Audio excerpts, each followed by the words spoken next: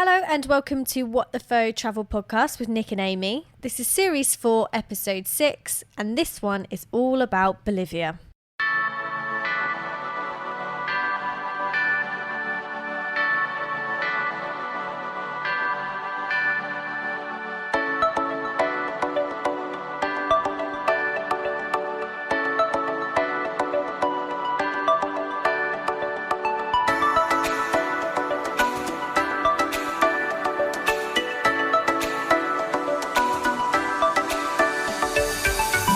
Hello, thank you everybody who is listening and tuned in to yet another episode of What the Faux Travel Podcast. Good to have you guys with us.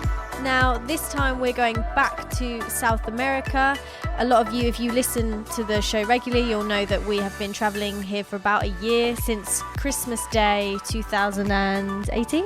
Yeah, and yes, you're right, 2018, yeah. So we've been in South America for a really long time, and we're going to tell you all about Bolivia today. Yeah, so before we get on with Bolivia, little update, let's tell you where we are now. We are still in Mexico, and we are in Puerto Vallarta, which is on the Pacific side, so the left side of Mexico. We're here by the beach, we've got a pool, we're resting. We've got like 4 to 5 weeks left of the trip, and I'm not sure we've actually said it on air yet. Yeah, our return home date. Go on, Amy, take it away. So we're going home from this trip on the 25th of November, and that means we're back in the UK on the 26th. Which is really sad, and the trip is coming to an end. We have 4 to 5 weeks left. We've got loads planned in between. Next week or in the next 2 weeks, we're going to be doing Day of the Dead Festival in Mexico, which of course there'll be a mini episode about. And then we're going into the United States of America. We'll be doing LA, Vegas, Grand Canyon, Chicago, and New York. Yeah, so still loads left, like you said. But, because it's the end of this huge, massive trip, I mean, we are knackered, but we're also loving it, and sometimes I feel like, I'm ready for it to end, and other times I'm like, no, I don't want it to end, but it's a bit scary. We're looking forward for many reasons to going home, but because we're at the end, it feels like, oh my god, we haven't got much left. But if you think about our lives before, the stuff we've still got planned between now and then, everything you just listed, is still way more than what we were able to do, in a year. So we've still got a few weeks of travel left, lots of exciting things to look forward to, but the trip is coming to an end. It's a strange feeling. Right, so for this episode of Bolivia, we are going to be giving you game show facts. We're going to have language lessons with our couchsurfing host Sergio. We'll be telling you about a uni, which is where you'll see the largest salt flats in the world. We tell you how you can do the salt flats tour super cheap. Don't spend £300. We can tell you how you can do it for £30 instead. We'll be talking about La Paz, Copacabana, not the one in Brazil, the one in Bolivia.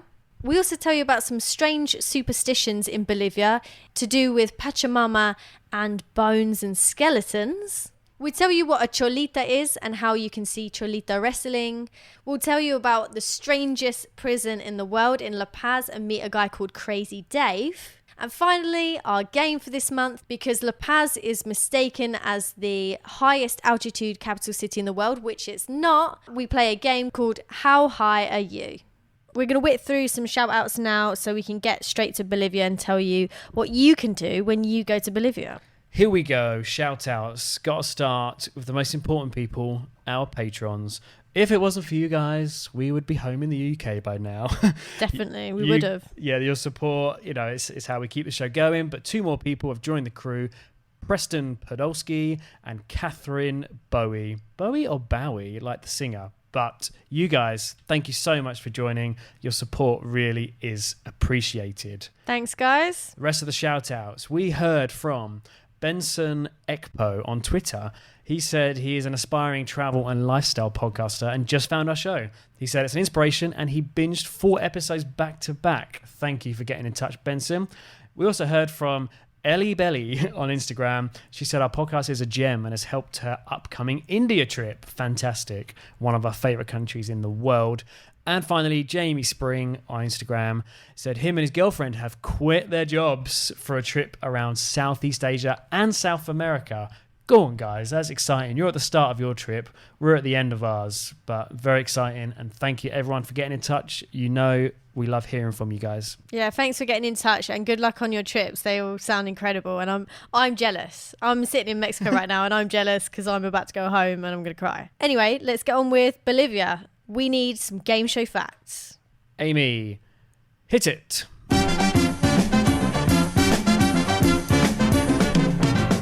A country of extremes, landlocked Bolivia is the highest and most isolated country in South America. The population is around 10 million and the capital city is Sucre, not La Paz. The major languages are Spanish, Quechua, Aymara, and Guarani.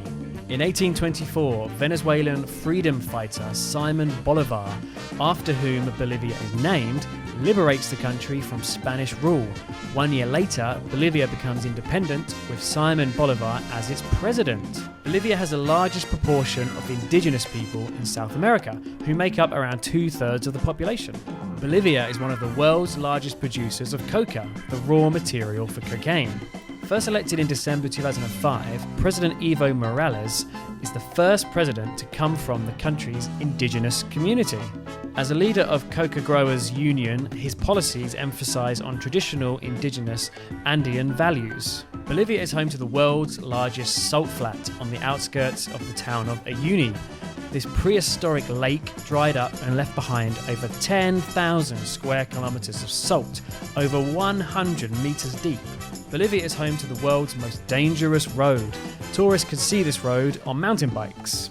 Lake Titicaca, which straddles the border between Peru and Bolivia, is the world's highest navigable lake. It sits 3,812 meters above sea level. That's 12,500 feet, and is also South America's largest lake by volume. And finally, zebras, or rather people dressed as zebras, wander the streets of La Paz, helping children cross the road safely and educating drivers and pedestrians about road safety. Zebras? Yeah, now when I read this fact, I was thinking, what? We went to La Paz, we didn't see this. But when I saw the picture that came with the fact, it all came back to me straight away. I remember people dressed up as zebras. I thought they were just like, I don't know, advertising a restaurant or, I don't know, the local zoo or something. But that is true. You can find zebras or people wandering around La Paz. I don't remember that at all. I promise you, it happened. And I remember. One fact that you just said, though, that I want to highlight is Bolivia has the largest proportion of indigenous people in South America. And I think you can definitely tell when you're there. Like, if someone said to me, picture Bolivia, what I've got in my head, I don't know about you, but I just see the markets and all the Cholita women, which will explain who they are a little bit later, but they're always walking through the streets carrying all of their stock, got things on their heads, you know, they're carrying a child while carrying all these 6 bags of materials that they're selling. I think when you're in Bolivia, you really feel like you've gone back in time in a good way, and you just really understand the culture just by looking at it, you know? Yeah, I completely agree. And that's what I loved about it. And do you not think Bolivia in South America, so before Bolivia, we'd done Chile, we'd done Argentina and Brazil, and all loved, we love Brazil. We go on about it all the time. But did you think that when we got to Bolivia, that was the first time we really felt like, we're in South America, like all like European likenesses and like all European ties had kind of gone, because the other countries before, they're still quite European, aren't they? Yeah, and they're just very mountainous people. And by that is, you can tell they've lived in the mountains for years and years. Yeah, you go to Argentina and everybody looks European because all of the Italians shipped over. So that's why you have a lot of Italians in New York as well, because there were 2 boats that they could get on. They went to New York or they went to Argentina in South America. So yeah, everyone there looks very European. But yeah, once you walk up to... You don't want to walk that far. Once you travel up to Bolivia and Peru, you can really see the mountains and the indigenous people and how they all work together. It's really fascinating. And actually, if you've been to Argentina before, particularly in Salta, there's a museum there about mummies, the best preserved mummies in the world. And there you can see the likeness between North Argentina and Bolivia, because obviously they're very close, they border each other. But no, it's a really, really fascinating country, one that we love and that we're excited to tell you about. So they were game show facts. Let's move on to language lessons. And this time we're having language lessons with Sergio. We wanted to know if their greetings were the same as Latin American Spanish, hola, ciao, como estás, etc. Yeah, in general, yeah. In South America, we say hola, or qué tal, ciao. Adios, for example, is more in Spain, but in most of South America is ciao. And so, what are some different words that Bolivianos use rather than other South American countries? Yeah, for example, after you drank like the day before, the next day you're feeling the sensation when you're feeling after you drank. Like hungover? Hangover, it's chaki here. It's called chaki. Somebody has chaki. They drank a lot. Okay, is there any relation to Jackie Chan? No. There's one really, really Bolivian that nobody else understands in South America. It's called macurca. When you do a lot of exercise and then the next day you're feeling pain and you have macurca. But that's really, really something Bolivian. Then also the challa, maybe you heard about that. The challa, yeah, you told us about that last night. Before drinking alcohol, you give some alcohol to Pachamama, which is the Mother Earth. Yeah. And you give it to you put it on the floor, like challa. And also when you're buying something, like a car or like a house, you decorate everything, you give alcohol to the Pachamama, and that's also called challa. So yeah, it's kind of giving offerings to Mother Earth, but it's also used as a verb. It's not just a name, it's a verb. The verb is challar, yo challo, for example. Do you have any bad words to share with us? Any Bolivian swear words? I think Bolivian, no. It's like, I don't know if you've already heard some. Probably in South America we might have heard some Spanish swear words, but there's nothing which is specifically Bolivian, no? Yeah, and in specific Bolivian, no. We use a lot of, like, for example, carajo. It's like really strong. Okay. Like an expression. Does it mean like penis? No. No, it's not something specific. It's just an expression. Then maybe you heard mierda. Yeah, shit. Yeah, shit. Yeah. So what's the worst thing you could say to your enemy? What's the worst thing? Like hijo de puta, son of a bitch. Yeah. Hijo de puta. I like that one. It sounds very Spanish. Hijo de puta. Yeah. Who doesn't love a foreign swear word, eh? It's the most fun part of learning a language, isn't it? Duolingo hasn't caught on to that just yet, I've noticed. But it's really weird. I don't know about you, but when I was in school, I think it's the word you always remember, right? In the different language. You can't remember all the other grammatical kind of bits that you need to learn for your exam, but you can remember the swear words. But I can remember yo bebo, tu bebe, él bebes. Is that right? I drink, you drink, he drinks. Yeah, well done. Smashed it. I'm learning Spanish. You've only been in Spanish-speaking countries for a year, but well done. Mate, it should be way better than it is by now. But Sergio, we're going to talk more about this guy later. The nicest guy I think I've ever met in the world. Oh, he's lovely. So he's our couch surfing host from La Paz. That's who you just heard from there. And he also talked about Pachamama, Mother Earth. We're definitely going to talk about that lady later as well. She plays a very important role in Bolivian culture. Yeah, there's some weird traditions that we'll go into, but let's kick off. I always say that. Let's kick off. We're kind of into it already. But let's go over a kind of a brief overview of our trip. This one was quite a small one. We only did 3 places in Bolivia, but we spent about 2 to 3 weeks there in total, didn't we? Yep. So we started with the big one, Uyuni, the salt flat. Then we went to La Paz. I was about to say the capital, which I've already mentioned isn't. But then we went to La Paz. Then after La Paz, Copacabana, but not the one in Rio. No, there's another one, and it's in Bolivia, and that's around a lake called Lake Titicaca, which is really famous, so you may have heard of it before. But before going there, I always thought it was a really funny name because Titi sounds like tits and caca means poo in Spanish, so it's Lake Tits Poo. There you go. I mean, don't ever say that you don't learn from What the Faux Travel podcast. We teach you the language and the culture. But if people are listening now thinking how immature, we've all thought that when we heard of Lake Titicaca for the first time.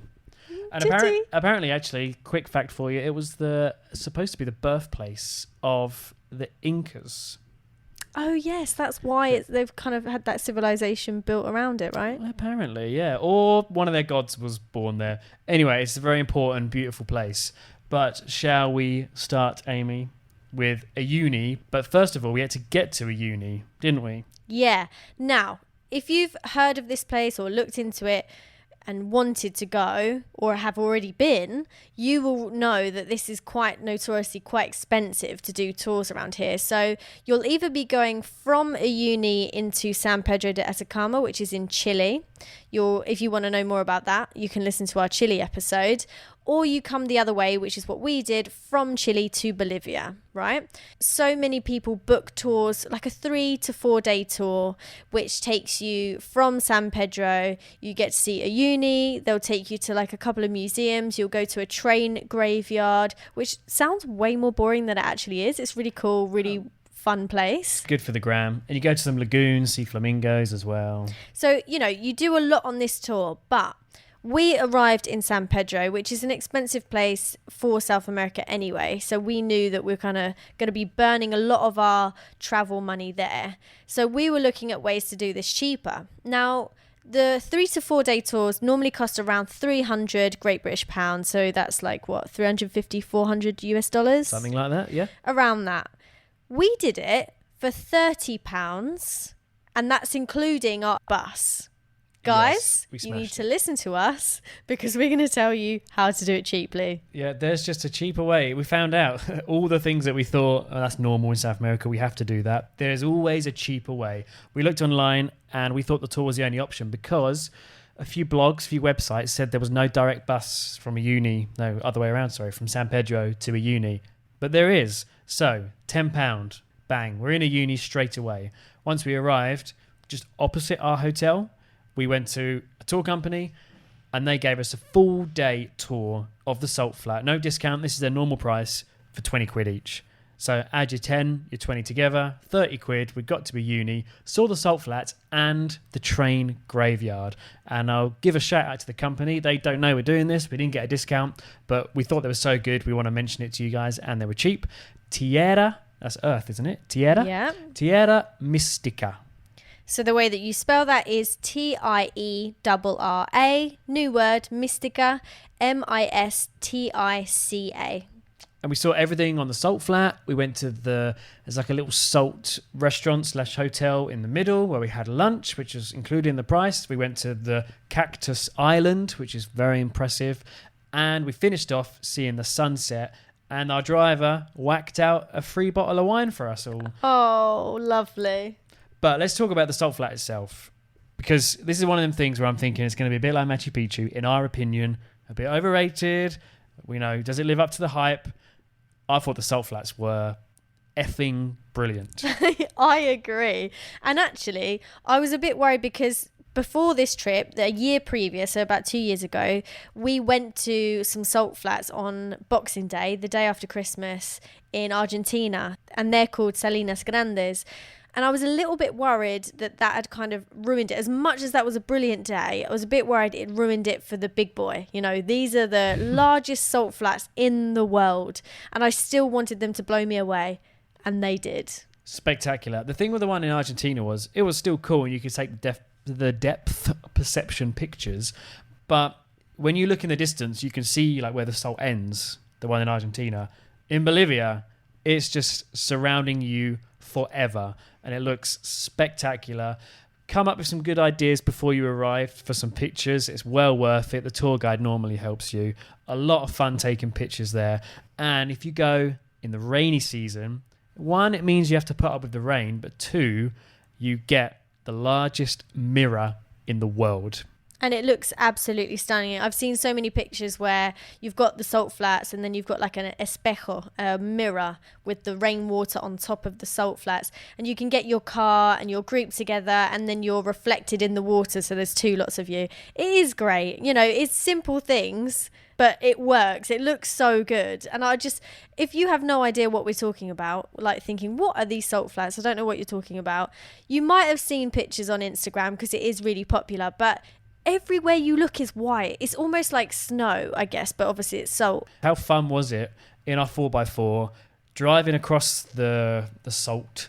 Really, he was going fast, this guy, but you can see our end goal in the distance. This guy was driving fast, and like half an hour later, our end goal was still in the distance. Do you remember? It was really deceiving, and it just made you realize how big it was. Like if you were a person stranded in the middle, you probably would make it back in a few hours of walking or running. But maybe a few days. It's massive, isn't it? It's so impressive. I thought it was bloody brilliant. Listen.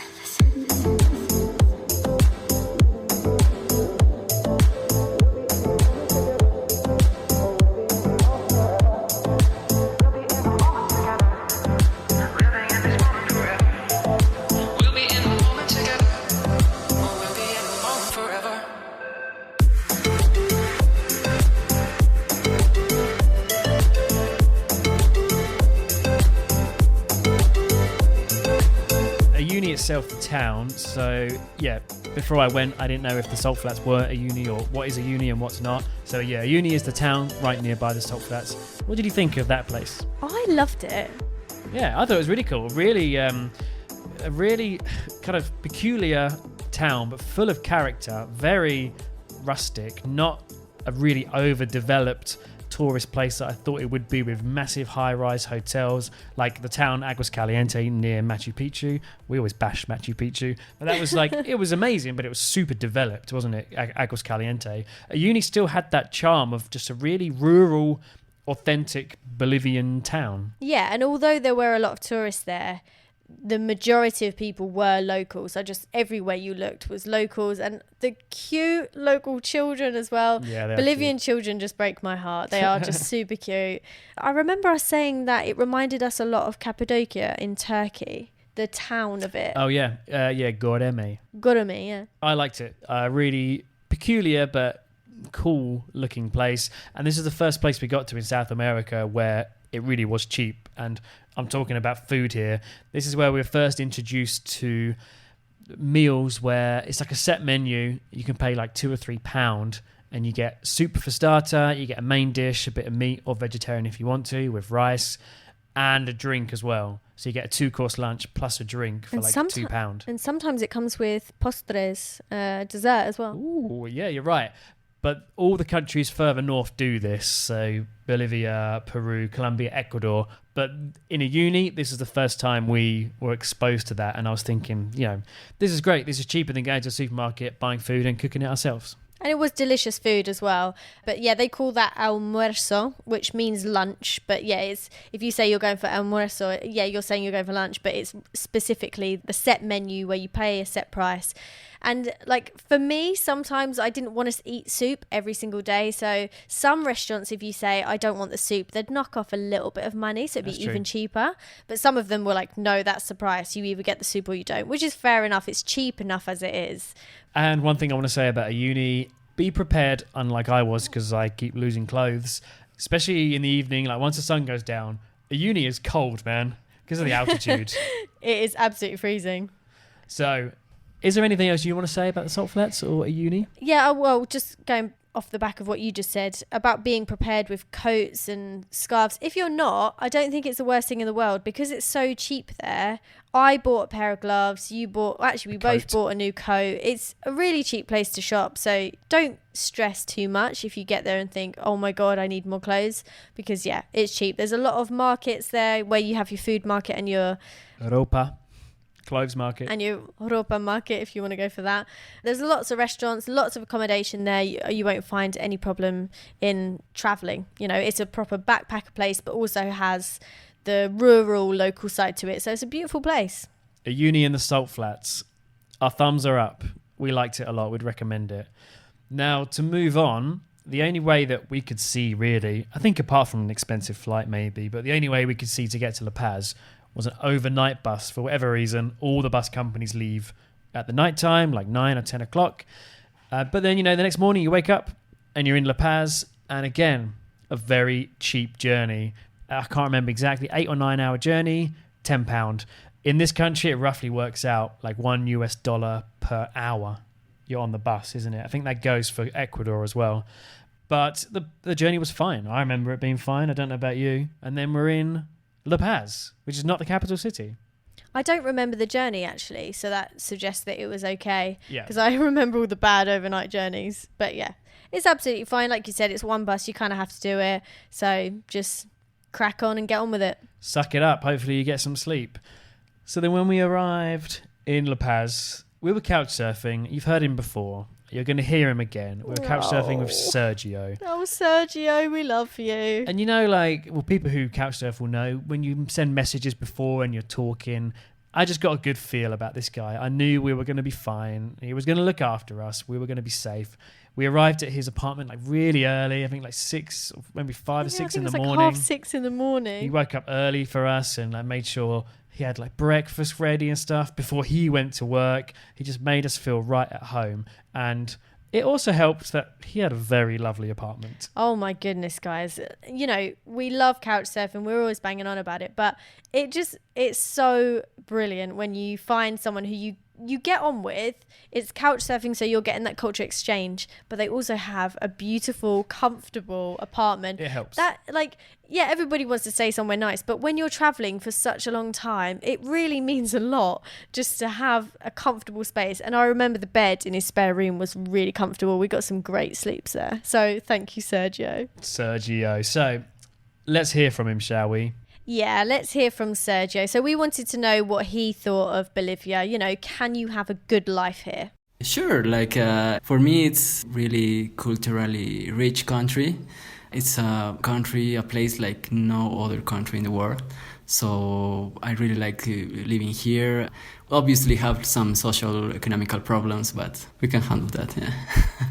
So you told us that Bolivia was the first country in Latin America to have a native person as president. Is that right? Yeah. So that sounds fantastic, but you were also telling us it hasn't all been good. Yeah, at the beginning it was like in 2009 that Evo Morales became president. He was the first indigenous president in the whole Latin America, yeah.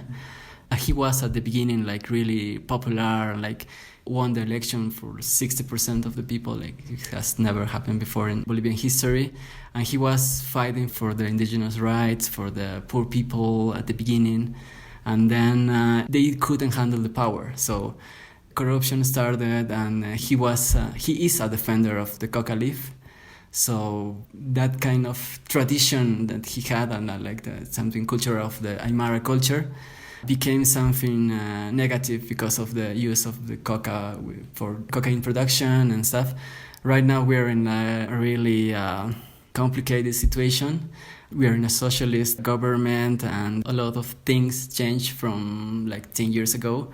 We're still living in a political situation that we are calm, everything is fine, but we never know next year it's gonna change with the government, with the president wanting to become president for more time, for fourth period. We're gonna have elections this year, so we don't know if he's gonna win or he's not gonna win. And also the fact that we have this government is close to governments like Venezuela or Cuba, it gives us a reason to be some sort of afraid what's gonna happen next in those countries right now, right?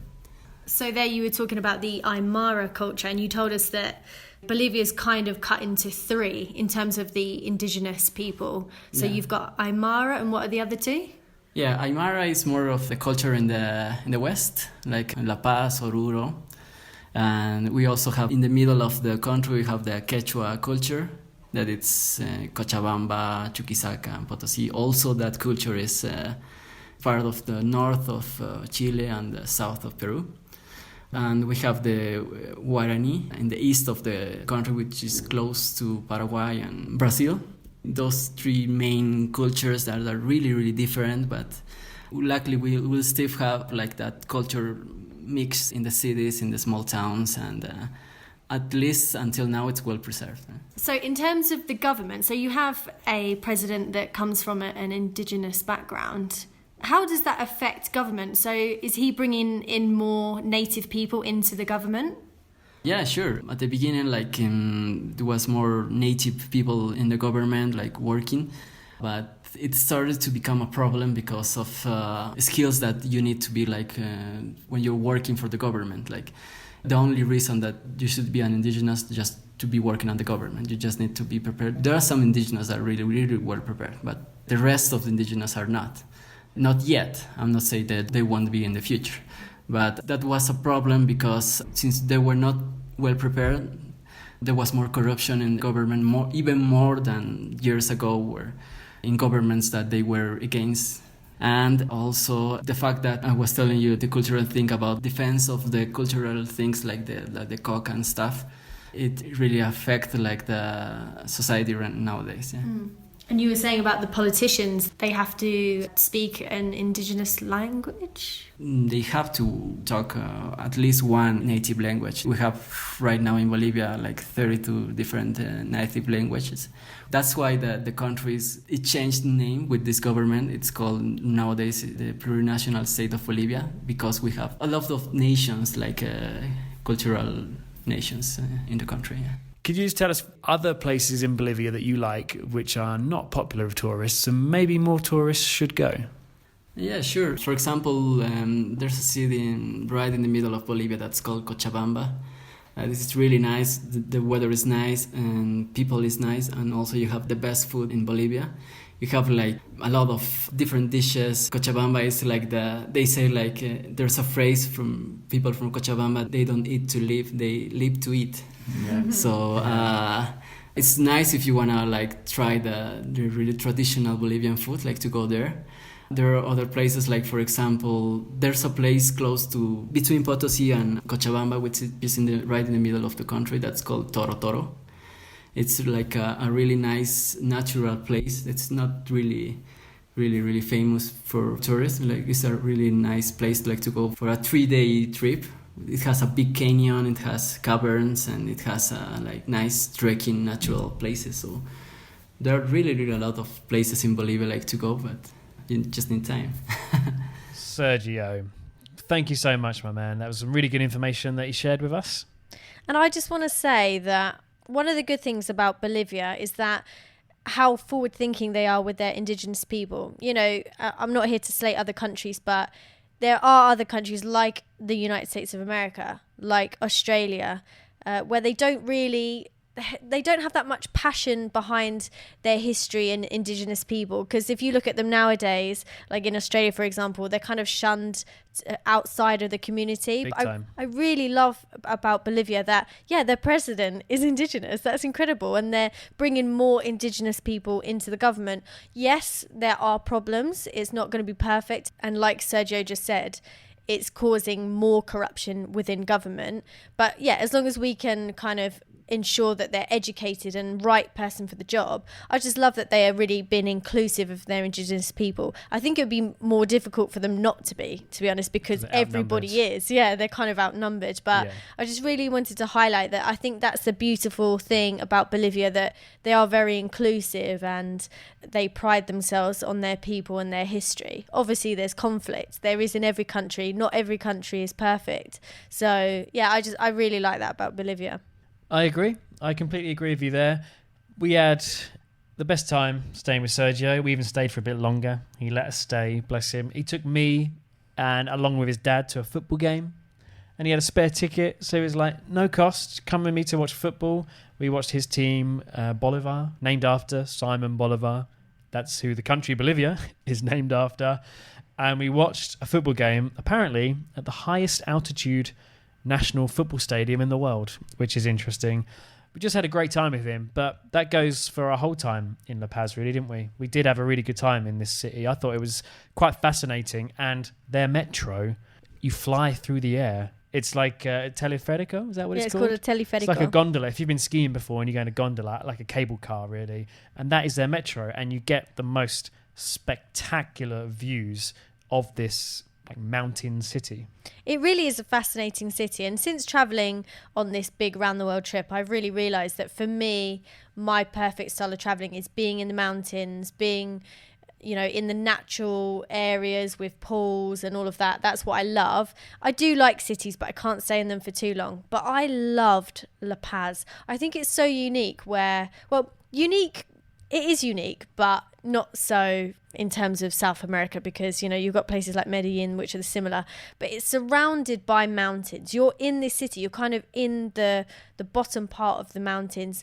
You have lots of mountains around you. And the fascinating thing about La Paz is that you have the teleférico taking you along, but you can go to a place called El Auto. Now that's the neighbouring city. It kind of feels like one to me, but they are separate cities. And El Auto means like higher up or higher. So you go up the gondola and then you get to El Auto, and so you can look down on La Paz, and it's a spectacular view. Now, I just need to tell you a precaution that El Auto is more of a dangerous area. A lot of the locals will warn you from going there. It's just, it's one of those places in South America that you shouldn't just go out there, show everyone all the tech that you've got, your phone, your camera, everything. Just be aware of where you're going. We went up there by ourselves, didn't have a problem, and we actually met one of our listeners there, didn't we? That's true, we did. You're quite right. Yeah, it's a Danish guy. He lives in the city, and he was like, "Oh, you're in my city, La Paz. Let me show you around," which was really nice. But you reminded me saying, like you're in the mountains, obviously, and La Paz is very high up. The altitude's over 4,000 meters, so even a small task of just tying your shoelaces, you do get out of breath. Oh yeah, I regularly found it when I was brushing my hair, because I'm putting my arms above my head. I just get so out of breath. I don't think it means that you're unfit. No, I mean, I am unfit, but... It's just the altitude. People get altitude sickness. It just happens. Even the fittest people get altitude sickness. But I've spoken to people who really didn't like La Paz, but I've also spoken to people who were supposed to go for 3 days and stayed for 3 months. It's one of them. I can understand why some people wouldn't like it because, of course, like all cities, I don't get it. I think it was a fantastic place. I just don't get why.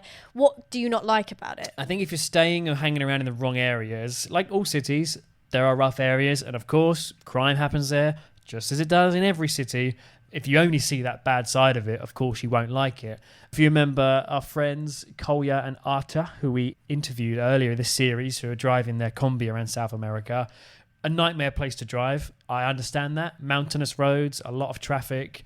But yeah, we thought it was fantastic. And every time we're in the city, like you said, you can see mountains everywhere. We're really high up. We're in the mountains. And I was just thinking, who the hell thought it was a good idea to build a city here? Like, it looks spectacular, but why? Why is there this huge city in the mountains? But no, I thought it was stunning. I really enjoyed it. It was a bit bizarre. But also another point of interest that you might want to go when you're in La Paz, somewhere to go to, is the cemetery. And it's always weird saying that to people, oh, go to the cemetery. But it is one of the most beautiful cemeteries I've ever been to. I really loved it. So we have been to one in Argentina, in Buenos Aires. And that's really famous because Eva Perón, she's I was going to say born there. She is buried there. In a cemetery. Definitely wasn't born there. So yeah, that's quite fascinating in itself. But the one in Bolivia just had the most beautiful artwork everywhere. Amazing. It's like graffiti street art. They're just these full walls of stacked caskets, when they're in the box and you can kind of pull them out. Everybody has their own little space and they put offerings to the dead in there. There's a lot of Coca-Cola bottles because that has a lot of significance in their history, and it's a sign of wealth, and amongst other things. It's quite a long story to tell. But if you're there and you see lots of Coke bottles, it's to do with their culture and showing wealth and giving offerings to the dead.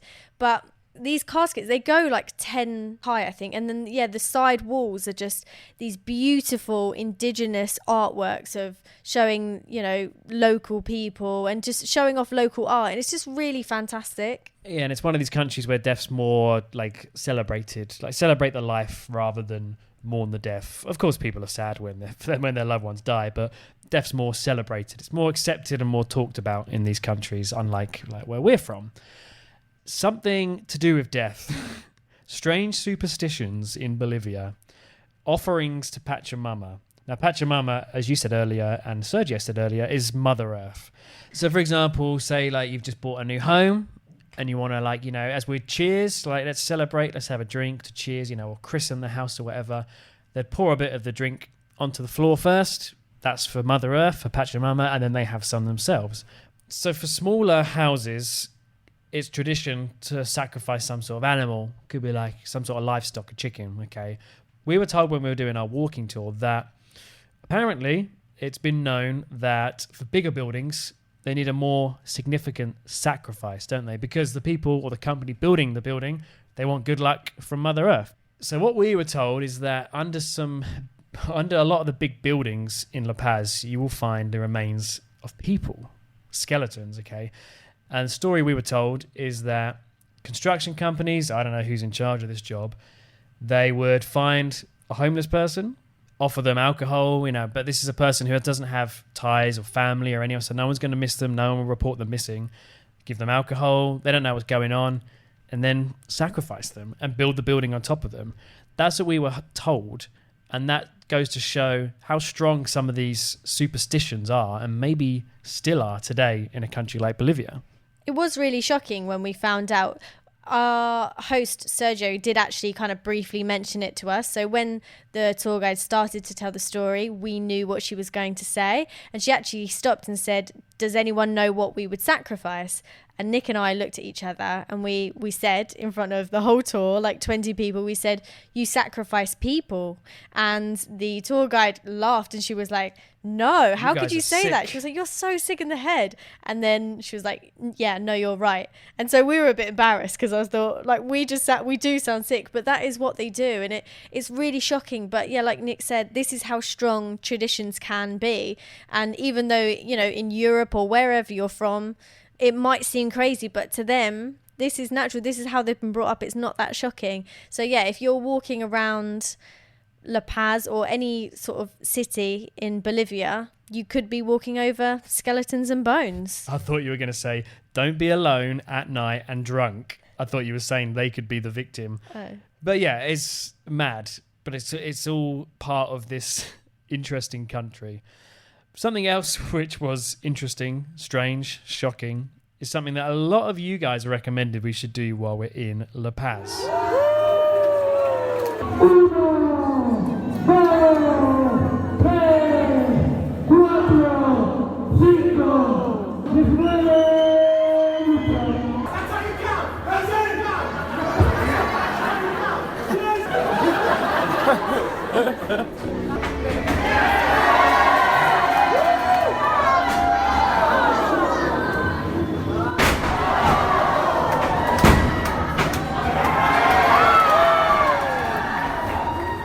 My friends, was Cholita wrestling. Now earlier I told you I would explain what a Cholita is, and that is the local women, Cholitas. And when we were on this walking tour, we were told all about these Cholitas and how their definition of beauty and how it's different to us. So they like bigger women in their community, and in our communities we would like someone with a pretty face, a curvy slim body, I guess. I mean, I'm not pushing standards of beauty on you, but long hair maybe.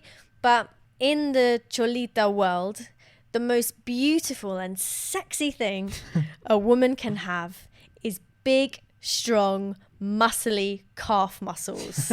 This is what the men are into, okay? So they want a woman who is strong enough to carry a child in one hand, all their stock for their shop in the other, loads of big bags.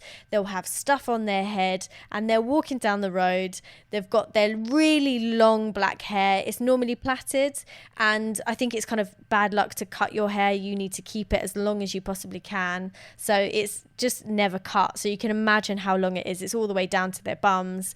They're big, healthy women with strong muscles, ready to work hard. And they want their women, selling, they want them looking after the kids, doing everything. And these are the women that you see wearing the traditional clothing, the top little bowler hats. Funny story there. This is a true story. There's a company in Manchester in England made these bowler hats and sent them over to British people that were working in the rail industry in South America. Then when the hats arrived, they were too small for the men. So they thought, right, what can we do here? How can we make some money from these hats? And they told the women, back in Europe, all the women are wearing these. And it caught on. And they're all wearing them like Charlie Chaplin hats. These are the women. You've probably got a picture in your mind now. These are the Cholitas. You see them a lot at the marketplace, like Amy was saying. But then we heard you can watch them wrestling. And we're like, I'm sorry, what? So we went to watch and we weren't sure, were we? What did you think? Well, we weren't sure if we were going to go anyway. It's a really famous thing to do in La Paz or Bolivia. We did a lot of research into it because by this point, we'd been traveling for a long time. We'd seen a lot of weird and wacky things. And we were wondering, tight on money, should we waste our money on this? Is it something we're actually going to enjoy? Because, growing up, I've got 2 brothers. They always watch WWF. I knew kind of what I was getting myself into. I knew I wouldn't really like it. And we actually decided not to go. We then got quite a few messages from you guys on Instagram and Facebook saying like, oh my God, you're in La Paz. Are you going Cholita wrestling? So we're like, actually, do you know what? So many people have suggested it. We should probably give it a go. And so, you're all weird people for suggesting it. Really freaking weird. And we're not sure if we're going to ever take your suggestions ever again. But it's so weird. So you can either do a tour that takes you on the bus as a group from your hostel, takes you to, because it's actually in El Alto, the place that's a bit higher up to La Paz. That's where the stadium is, if you call it a stadium, or hall, village hall. Yeah, I don't know what it is. Town hall. And then they'll take you back again. But, we wanted to save money. So what we did was we got the teleférico, the gondola type system, up to El Alto. We walked there and it was really difficult to find it because we didn't actually know where we were going. But we thought, we'll get to the station, ask where's the Cholita wrestling, and someone will put us in the right direction. We asked so many local people and they had no idea what we were talking about. And I was saying, es un lucha de cholitas, like it's a fight of cholita women. And they were like looking at me thinking, what on earth are you talking about? I was getting so embarrassed, and I just thought it's actually crazy that the tourist world, the gringo world, hears about all these different things and all the local people don't even have a clue what you're talking about. It can be that famous to do in that city. Does that make sense? Oh yeah. Yeah, and yet the locals have no idea it happens. It's very strange. Anyway, we got there in the end. We were like 5-10 minutes late, but we got there. At the door, you buy your ticket, and I think it was about £6 Great British pounds. Yeah, something like that. Wasn't about much. $8 to go in, and that's your ticket for the show. That includes, you get like some stickers and little souvenirs of little cholitas, and also you get some snacks, right? Yeah, like popcorn. Yeah. And yeah, the wrestling, it is like WWE, or as I remember, WWF. Like, it's all choreographed, sometimes not very well choreographed. When we first got there, I thought, this will be fun. Like, this could be brilliant. Then I realised, no, it's not great. But actually, do I regret going? No, I don't. Because it's kind of the thing you do there. It was weird. Sometimes it was funny. I know it was all pretend, but the referee was annoying. He kept getting involved, didn't he? And then it was like, way too much. He was fighting one of the women. So like one woman's up against another woman and the ref, who's a man, and he's like the pantomime villain. And then miraculously, somehow, the one woman always wins and beats them both. It quickly got a bit boring, didn't it? It did. Like, it was really cool because, as I said before, cholitas are traditionally quite big, muscly women, and they're jumping up on the sides of the ring, and because they've got the long plaited hair, they're grabbing each other's hair, flipping them over. It is a proper wrestling match. I mean, if that's your jam, you are going to freaking love it. Like, yeah. And there was one you were about to say, you're going to jizz yourself. Oh, yeah, I was going to say something dirty because we've been hanging out with our friend Becky, and that's actually talked. There was one guy in the crowd who was loving it, wasn't he? And he was getting involved, as if it's real. Like, dude, it's not real. But hey, if you enjoy that, fine. And you'll enjoy this because it's different, it's crazy, it's an experience. Yeah, it's a cheap night out. It's the thing to do there. So I would recommend doing it. I don't regret going.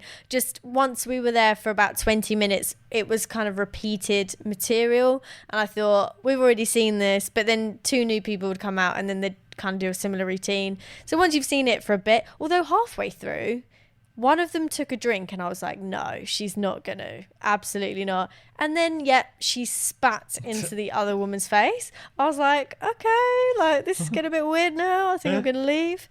But yeah, it's good to do. I would recommend going. If you're really tight on money, it's a cheap-ish night out when you're traveling. And if you want to make it even cheaper, do what we did. Travel to El Alto on the teleférico, the gondola system, and you're good. And it's really good for your Instagram boomerangs. Yes, you can get some good boomerangs there. Top boomerang material for that. The women throwing themselves around.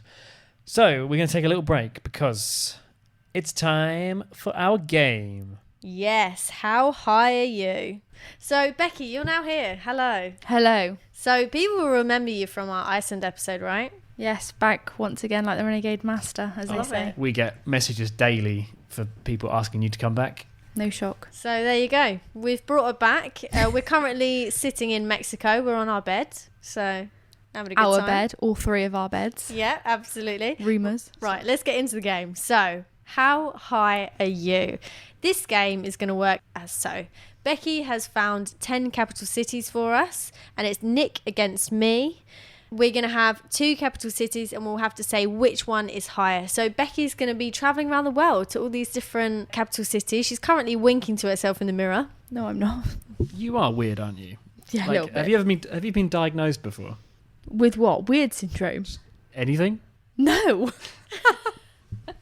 Anyway, there's 10 capital cities. So the idea of the game, Becky, is that you're going to be travelling around these cities, and then we're asking how high are you? Because do you go high often?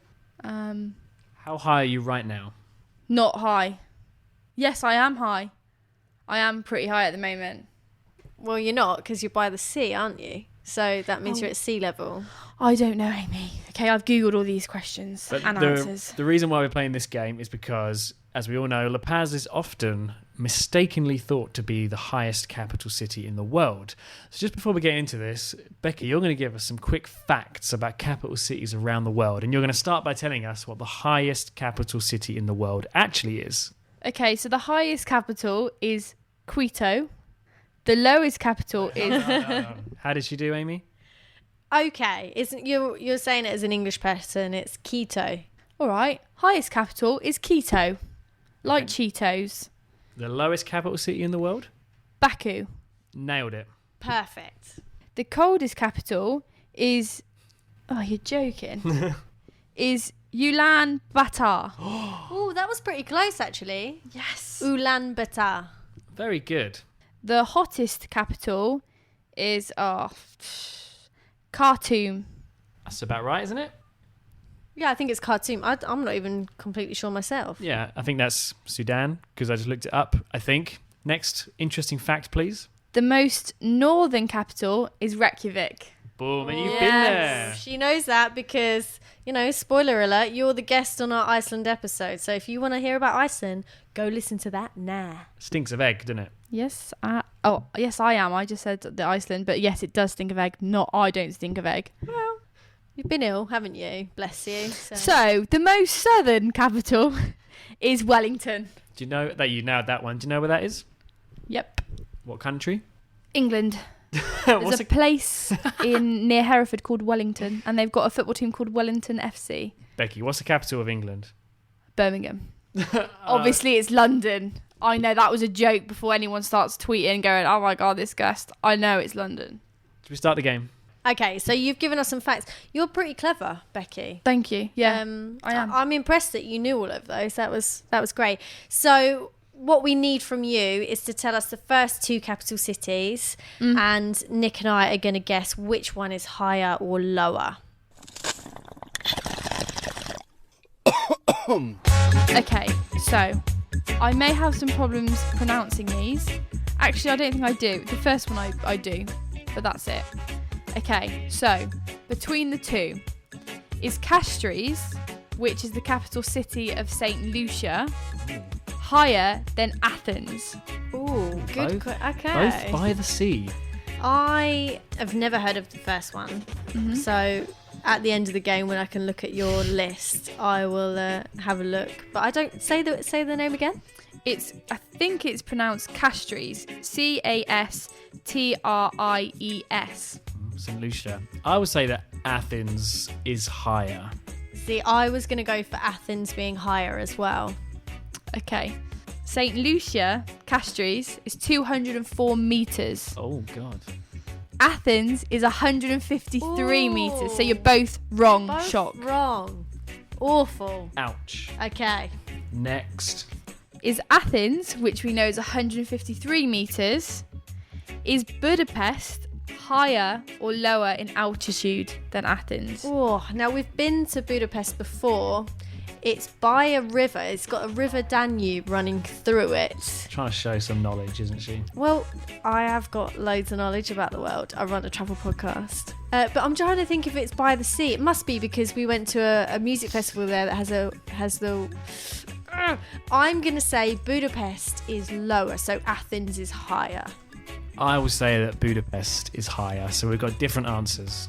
Budapest is 102 meters. So actually Athens is 51 meters higher. Oh, You must so be wrong. I got it correct. So Well I done. believe, Nick, that is 1 point to me, 0 to you. I'm shocked by that. I don't believe it, but we'll carry on. Well done, Amy. Okay, straight into it. You're going to know this. I hope you both know this. Obviously, you're against Budapest with Brasilia, if I'm saying that right. You are? Yep. I'm just going to go straight in. Yeah, I would have thought Brasilia is higher than Budapest. Oh, you've got a funny face on, Becky. It could be a poker face. Okay. I think Brasilia is also higher, so the same answer as Nick. Budapest is 102 meters. Brasilia is 1,079 meters. Okay. You're Wow, both I didn't spot realise it was on. that high. Yeah. Wow, okay. A point each. Amy's winning 2-1. Okay. I think I'm going to love this because I think you're both going to struggle. Okay. Maybe. I don't know. Brasilia, as we just said, 1,079 meters. Is Mexico City higher or lower? I know my answer. I'm going to say it's higher. I believe Mexico City is about 1,500 meters. Oh, well, I'm going to give the same answer. I think it's higher, but I think it's around like 2,000 or 3,000 meters. Actually, I'm going to change my answer. I think it's You can't. 1,800 meters. So you're both correct. Mexico City is higher at 2,240 meters. Oh, wow. So Nick was Okay. closer. But a point each. Amy's winning 3-2. Next capital city, please. By the way, I think you're quite a good game show host. Have you considered that as a career?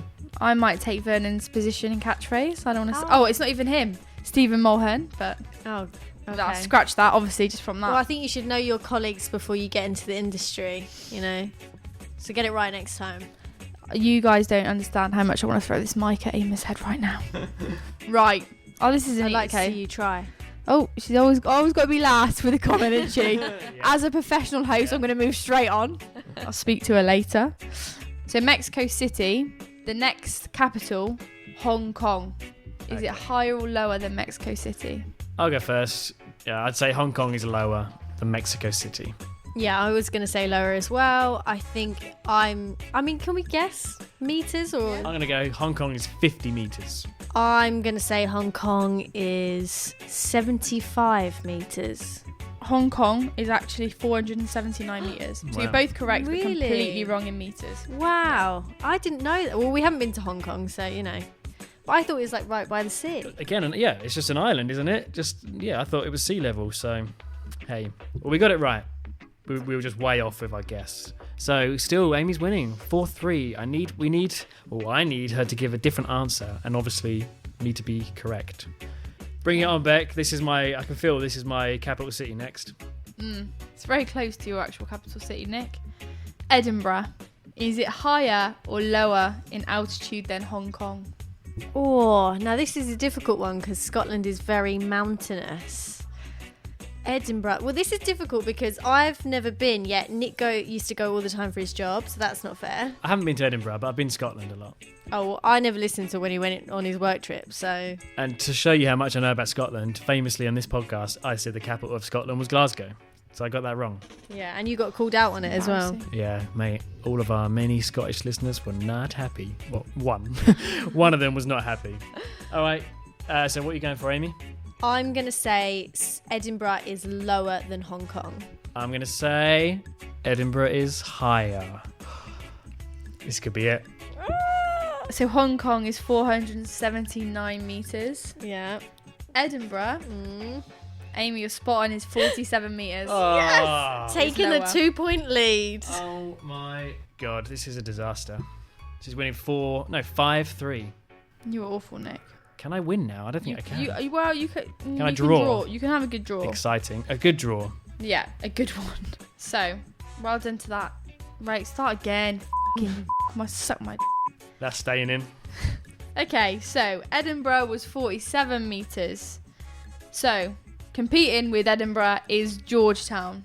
Oh, and Georgetown is the capital city of... It's like one of the Jamaican islands. It's like It's not St. Lucia because we spoke about that earlier. It's Georgetown is what's the country? Haiti, and what's the other side? Dominican Republic. Dominican Republic. Is that true? It is. Georgetown is a city situated on Grand Cayman Island of the Cayman Islands. Cayman Islands. Oh, right. Okay, Georgetown. I did read that off Wikipedia just then. Okay, so it's between Edinburgh and Georgetown. Correct. Edinburgh's low, isn't it? But you'd think Caribbean, that would be even lower. I'm gonna say it's higher. I'm going to say it's lower. I think Georgetown is lower. Edinburgh, as we said, was 47 metres. Amy, you're spotting again. Georgetown is 3 metres. Yes, 3-point lead. That's really embarrassing for you, Nick. It's not just a beating, it's an absolute destruction. And this makes me really happy because Nick always thinks he's like, and he is, he's very clever geographically, but I mean, I'm beating you now. So how does that make you feel? I'm not the clever one anymore. That's the only thing I had above you in this relationship, my geography knowledge. Now I've got nothing. Now you've got nothing. Georgetown was 3 metres. We're going to Kingston. Oh, now these are very close because See what you've done Kingston there? is the capital city of Jamaica. All right, Michael Palin. Attenborough to you, thank you. I'm going to say, what was the first one? 3 metres? Yeah, Georgetown was 3 metres. Got to be higher. I'll go higher. Kingston, oh, that might be why it's so juicy. Sorry. I'm going to say it's higher as well. Both higher? Yeah. Spot on. Kingston is higher at 53 metres. Wow, that much higher. A lot of them surprised me. Edinburgh, as if it's like only 50 metres above sea level. Interesting. Very good. Thank you, Becky. I enjoyed that. Oh, was that the last one? No, we got one more. Yeah, I mean, stop wrapping up the game, Nick. Can we finish, please? Go on then. Last one. Okay, so Vienna. Is it higher or lower than Kingston? I'm going to say higher because from Vienna you can go to the mountains to ski. So I'm going to say that's higher than Kingston. I agree. Both spot on. Vienna is 170 metres. Ooh, so yeah. Nick, I just want you to read out our final scores there. Okay, let's have a look. Amy got 8 and I got 5. That's more respectable than I thought, but well and truly beaten. Congratulations, Amy. Your capital city knowledge is far superior to mine. So does that mean I'm the highest person in the room? Yeah. Amy, you are... Definitely. You are high. Cause I got high. Cause Cause I got high. Cause I got high. Da, da, da, da, da, da. I was gonna clean my room. You're done now. Cut that out. Right, so after all the fun and excitement of our game, How High Are You? We are going to talk about prison life. What a great way to mix things up. The reason we're talking about this is because La Paz has one of the strangest prisons in the entire world. And you might know about this if you've read a book called Marching Powder, which was written by an Australian author called Rusty Young. It's actually based on a true story of a British Tanzanian man called Thomas McFadden, who was apprehended in 1996 at La Paz airport in Bolivia with 5 kilos of cocaine in his suitcase. So then he was taken to the San Pedro prison. But the book goes into his life in the prison and it actually became a bestseller and cult classic. So it's quite an important book. You probably have heard of it. If not, I'd recommend reading it. But this prison is so bizarre. You know, you've got prisoners that live on the inside. They pay rent to stay on the inside. The prison isn't run by prison guards. It's run by the prisoners themselves. Children are inside the prison. There's a school inside there. The prison is sponsored by Coca-Cola. If you walk on the inside, which I wouldn't recommend at this point, you'll see everything covered in Coca-Cola. You know, the vending machines, the tables, the chairs, everything is sponsored by Coca-Cola. They have jacuzzis on the inside. It's just such a bizarre place, isn't it? Imagine a city within a prison with businesses, restaurants, shoe repair shops, everything. Basically, the more money you have when you're arrested, because like you said, they have to pay rent. So you're arrested, you're thrown in this prison, then they say, right, this cell will cost you this much a month, this cell will cost you this, blah, blah, blah. So if you're a wealthy person, you can, and people did or do, have a fun lifestyle in there. Like you can live the life in there. You can live the life of luxury. And what makes this place even more bizarre is that tourists used to go in, like pay to go in for like a week, 2 weeks. They'd have the most crazy, wild parties in there. And then after a week or two, they leave and they carry on their travels around South America. Now, I'd be worried about, well, one, going in anyway, but I'm sure getting in will be a lot easier than getting out. And we've been told that when tourists have gone in, they say, okay, I'm done now. I want to leave. And the guard's like, no, what are you talking about? You're a prisoner here now. And then eventually, when you give them a lot of money, they'll let you out. Just what a crazy, bizarre place. And that is the exact reason why you don't want to go in today. Yes, it used to be a popular spot to go for a party. It is one of the most craziest things to do. It's crazy tourism. But, yeah. I mean, don't get me wrong, I would love to have gone in there and seen, as a journalist, what's going on. But we wouldn't do that because nowadays it's a completely different place. Like Nick said, you can go in. The officers will let you go in because there's guards on the outside. But when you want to come out, they will act all confused and they won't understand what you're saying. And they'll say, no, you're a prisoner. You're not leaving this prison. So do not go in under any circumstances. That's our safety advice for this. But what you can do if you want to get involved and understand more about the prison is go to the plaza where San Pedro prison is, because it's just in the middle of the city. That's what makes it even stranger. It's not a prison that's secluded away from the general public and with barbed wires and all of this. It's just a building, but you're in this plaza, and what you can do is every day you can go there to meet an ex-inmate. If you got the money, honey, we got your disease in a jungle. Welcome to the jungle. That is the famous Crazy Dave. And like Amy said, he's there every day telling stories for tips. Now, the reason why he is there now in Bolivia is because he's from New York. He's an American guy. He was paid to go to Bolivia and smuggle back a lot of cocaine. And he was arrested at the airport, in prison, and then since he got out, he's just stayed there earning tips, okay? Now, we'll share with you a little of what he told us. Just some information for you guys. He talks quite a bit about Snow White. Now, we know what he means. He's talking about cocaine. Sex, drugs, and rock and roll every fucking day. Until the 8th month, I drained my life savings. All my money was gone.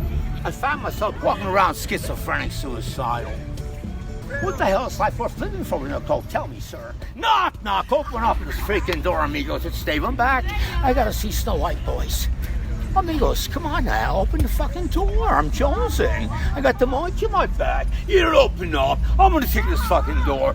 Pretty please, amigos. Open this fucking door. Amigos, knock, knock. Lean with the fucking door. Try to capture the logic to why they call me Crazy Dave. Oh boy, you're a kid. I'm gonna name you Chris.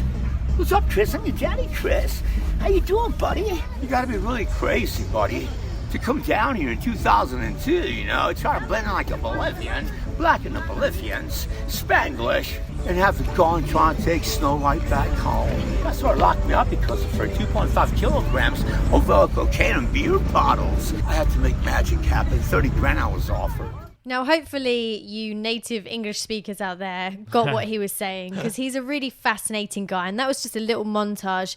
If you go to see him, you'll be there for at least an hour. He goes through his story. He explains why he got there, what life was like on the inside. He actually has a really impressive story on the inside where he was teaching the Spanish children English and, you know, was paid by the other prisoners. It is a really fascinating story, and I would recommend going to meet him.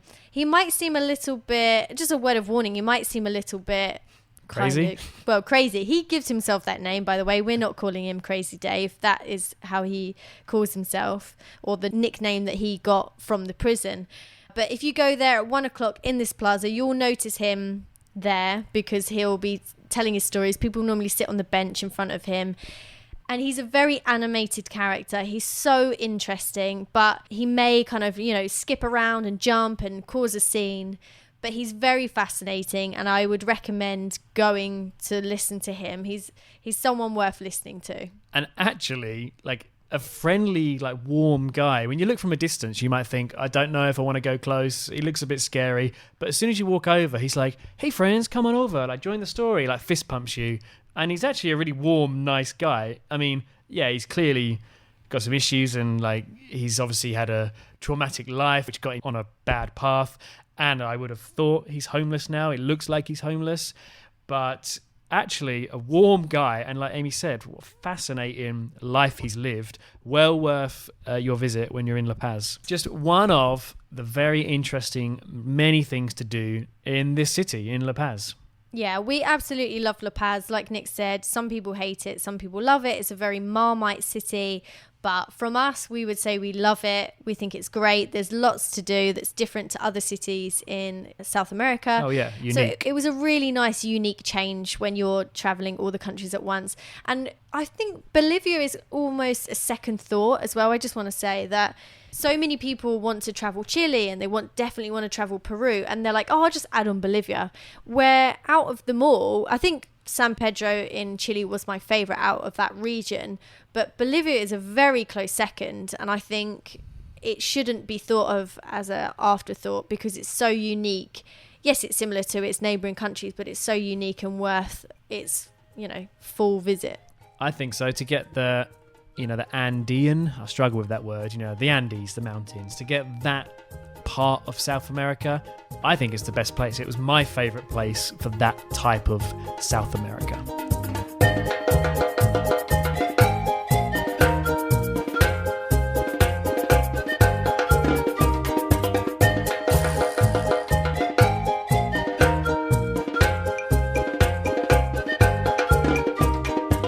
We're not even finished yet. We are going to briefly move on to our last stop, which was Copacabana, which is a town on Lake Titicaca in Bolivia, right near the border of Peru. When we were there, it was like a bank holiday, some sort of holiday.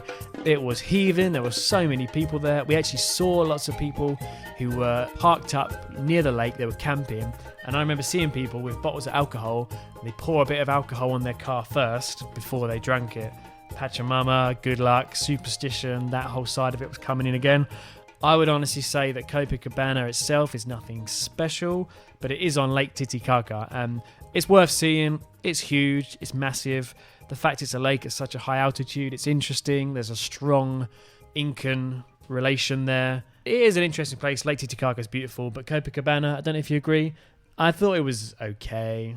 It was okay. I didn't really particularly like the city in terms of restaurants and that. I found it quite difficult to move around in. We were only there for 2 days, but I did love the lake. I think it was beautiful. You can do some beautiful walks there. And when you go to Lake Titicaca, you have lots of options, but two main ones really. You can either go to Copacabana in Bolivia, or you can go to Puno, which is on the Peruvian side. So, and some people do both. We only did Copacabana in Bolivia, but I would recommend it if you're passing from one country to the other. I think it's a good stop for a day or two, but I wouldn't recommend any more than that. Yeah, and you can do a tour from Copacabana to Isla de Sol, Sun Island. Isla de Sol. Which apparently the Incan people believe that's where the sun was born.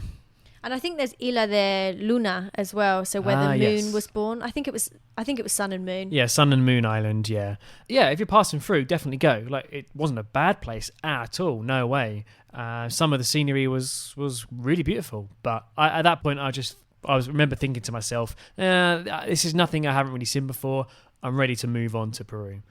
But that was our last stop in Bolivia. But such a fond time there. It was one of my favourite parts of the trip. I really liked Bolivia. I was very impressed. Yeah, I loved Bolivia, but I think you definitely liked it a lot more than me. Yeah, I did. There's lots more that you can explore as well. You could go to Sucre, which is the new capital city there. And there's lots of places that we didn't explore that you can do. And I think in a few years' time, people are going to find more the northeast side of the country, because that's going towards the Amazon rainforest, isn't it? Amazon, yeah. And actually some people we bumped into on the trip, they did an ayahuasca retreat in the rainforest, which is, people don't know, it's not really a drug, it's a root from a tree, and it has an effect on you. It can make you hallucinate and make you sick, but the next day you're supposed to feel like a new person, reborn. But that was in Bolivia, and that was more the Amazon side of things, and we didn't go anywhere near that part of Bolivia. But you're right, Amy, for a fairly small country, there's a lot to do there. Yeah, and I think in the next few years, more and more places are going to become places that backpackers want to explore. So yeah, keep your eye out for Bolivia. It is a very impressive country. We've now come to the end of our little Bolivia adventure. So it means we need to mark the country out of 10. Okay, so we go culture first. So, very strong culture. Is it my favourite culture ever? No, but it's one of my favourites. I'm going to give it an 8 out of 10 for culture. Like with the cholitas, there's lots of unique things about Bolivia. So, 8 out of 10. I was thinking, if you want culture, if that's the sort of travel that you want, I think Bolivia is a great place to go because you have food, you have colour, you have... Yeah, the Cholita women, like there's so much Pachamama, culture. superstitions. Traditions. You have a lot. So in that sense, I think it's a 10 out of 10. Woo! But I agree with you. It's not my favourite culture though. So for me, it would be like an 8 out of 10. But if you travel for culture in cities and understanding places that are completely different to yours, I would say it's a 10 out of 10. You need to go. Interesting. Next category is price. What is it out of 10 for you? We've said it before and I'll say it again. Bolivia is cheap. Everything about it. Transport, food, activities. Accommodation. 10 out of 10? I'm going to say the same. 10 out of 10. It's a brilliant place. If you don't have much money, bang on a flight, and you don't need much money when you're there. I think if you spent one entire month in Bolivia per person, backpacker, staying in hostels and doing activities, I would say you need £400 to £500 you Great could do British it. pounds. So that's Yeah. like $650 US in a month, and that's living quite a lavish life, eating 3 times a day, staying in nice hostels and doing lots of activities. You could do it, for sure. I don't disagree with that. And let's move on to the last category, which is nature. What would you mark it out of 10? The mountains around La Paz, the salt flat. It's got to be 10 out of 10. I don't know. It's got the largest salt flat in the world. Yeah. And all the mountains, yeah. But it's not a 10 out of 10 for me because a 10 out of 10 is like Mexico or Brazil where you've got all waterfalls and you have loads of different types of terrain. For me, I'm going to give it a 9 out of 10. It's still very strong and it's an impressive place to go. Yeah, 9 out of 10. Amazing. So there's some really high marks there. There's Really 10s out of 10s, 9s out of 10s. Very high. So that was Bolivia, guys. What's next, Nick? So our mini episode coming up on the 15th of the month is a special all about Brazil Carnival. Now, I'm going to share something with you guys. When I put this together, I played it back for Amy to listen to and inspect. She listened to it, and after an hour, she put the headphones down and she said, that was so much fun. I felt like I was back in Brazil. So the whole point of it is to show you the fun of Carnival, but also give you a bit of guide. What is Carnival and what's the best way to celebrate it? And then our next main episode will be about Portugal. We're heading back to Europe. Guys, don't forget you can always support us on Patreon. Subscribe to our YouTube channel as well. If you want to know more about that San Pedro prison, we have created a film about that. It's a really short one. It's like 4 to 5 minutes long.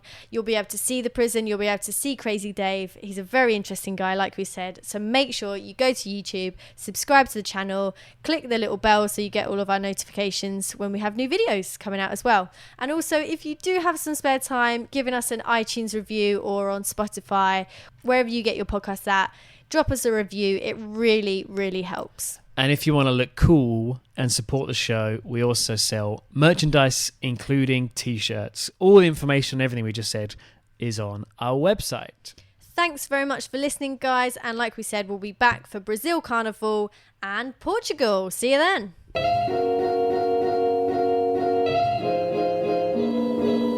Don't forget, you can get in touch with the show. You can email us at whatthefauxpodcast@gmail.com. We are also on all the social medias, Facebook, Instagram and Twitter. And we are also on Patreon. For more information on all those things, you can go to our website at www.whatthefauxtravelpodcast.com.